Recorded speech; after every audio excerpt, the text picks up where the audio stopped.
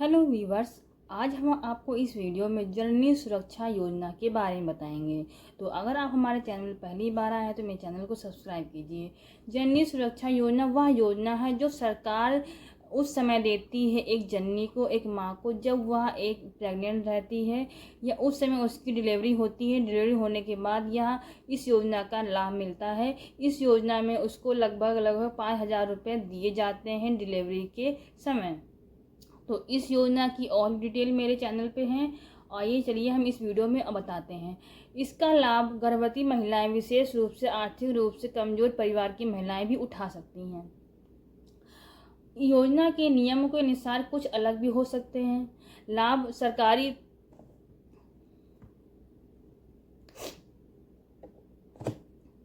जननी सुरक्षा योजना भारत सरकार की नेशनल हेल्थ मिशन द्वारा ही बनाई गई है। इस योजना के तहत गर्भवती महिलाएं इसका लाभ उठा सकती हैं। इसका उद्देश्य देखिए है गर्भवती महिलाओं को सुरक्षित प्रसव की सुविधा प्रदान करना, यानी कि जब भी उनकी डिलीवरी होती है, ये प्रेग्नेंट होती हैं, तो उस समय जो भी खर्चा पानी आता है, उसके बाद जो जो सरकार गवर्नमेंट में अगर आप कराते हैं डिलीवरी तो उसका खर्चा सरकार देती है।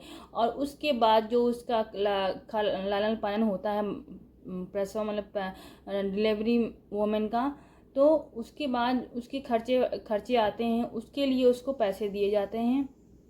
अस्पताल में प्रसव को बढ़ावा देना, अधिकतर अब है कि आप डिलीवरी हॉस्पिटल में ही कराएं कि घर में थोड़ा सा डेंजरस हो जाता है। माँ और नवजात शिशु की मृत्यु दर में कमी लाना, इससे अस्पताल में इसलिए कराते हैं क्योंकि बहुत सारे चांसेस होते हैं घर में कि दोनों में किसी एक की मृत्यु हो जाती है और थोड़ा डेंजरस रहता है। इस चक्कर में सरकार ने बोला है कि यह जो भी डिलीवरी है ये हॉस्पिटल में ही कराया जाए। उसके बाद गरीब एवं जरूरतमंद महिलाओं को आर्थिक सहायता देना है। आर्थिक पैसे से जो भी उनकी हेल्प करानी है वो आर्थिक सहायता कहलाती है।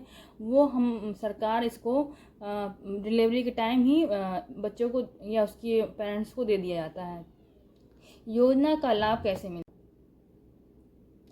योजना का लाभ कैसे मिलता है? उत्तर प्रदेश जैसे लोअर इंफॉर्मेशन स्टेट यानी कि LPS में सरकारी या मान्यता प्राप्त निजी अस्पतालों में प्रसव कराने वाली महिलाएं, सभी महिलाओं को इस योजना का लाभ मिलता है। जैसे कि ग्रामीण क्षेत्र में 1400 और शहरी। यदि महिला घर पर प्रसव करती है कुछ विशेष परिस्थितियों में तो 500 की सहायता भी प्रदान की जाती है। यदि महिला हॉस्पिटल में प्रसव न कराकर घर में कराती है तो उसके लिए भी सरकार उसे 500 रुपीज़ देती है। और यदि आप इसको हॉस्पिटल में कराते हैं तो उसके लिए 5,000 रुपये है। और यह आपका जो पैसा आता है ये सीधे आपके बैंक खाते में आता है। इसके लिए आपको पंजीकरण कराना पड़ेगा वो हॉस्पिटल में जाके, उसी हॉस्पिटल में, और वहीं पे जाके आपका जो बैंक अकाउंट होगा वो उसी से अटैच कर दिया जाएगा, उसमें पैसे आपके आ जाते हैं।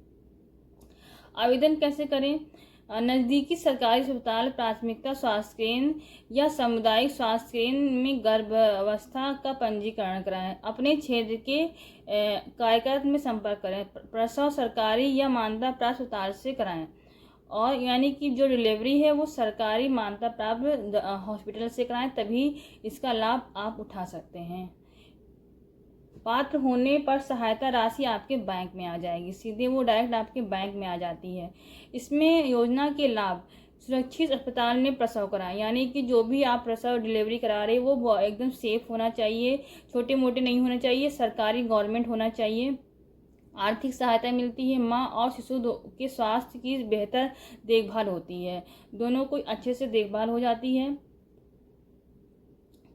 और आशा कार्यकर्ताओं द्वारा गर्भावस्था से लेकर प्रसव के बाद तक मार्गदर्शन, यानी कि जो वहाँ पे हेल्पर होती हैं वो हमें बहुत सारी चीज़ें गाइड कर देती है, उसके अनुसार से हम चीज़ें हैंडल करते हैं और आगे हमें दिक्कत नहीं आती है।